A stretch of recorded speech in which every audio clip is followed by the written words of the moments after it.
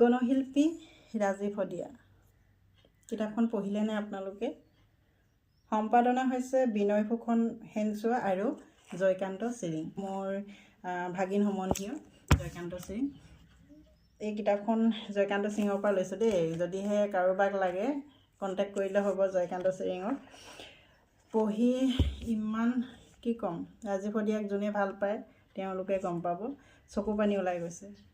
তেওঁ বাল্য বন্ধু টুপচিঙা গাঁও ৰাজীৱ শদিয়া গাঁৱৰ লিখনিকেইটা ফাৰ্ষ্ট পঢ়ি লৈছোঁ, বাকী গোটেই পঢ়িম। বাল্য বন্ধু ক্ষীৰোদ গগৈ, মনত থকা ক্ষীৰোদ গগৈ, তেওঁ লিখিছিলে।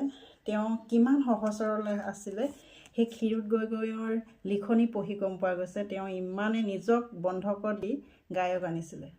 এজন কিমান ভাল মানুহ হ'ব লাগিব, গাঁওখনৰ কথা কিমান ভাবিব লাগিব, গাঁৱৰ ল'ৰা ছোৱালীৰ কথা কিমান ভাবিলে ভাল হওক বুলি ভাবা মানুহজনেহে নিজক বন্ধকত দি এনেকুৱা কাম কৰিব পাৰে। ৰাজীৱ শদিয়া সঁচাকৈ ইমান সোনকালে গুচি গ'ল।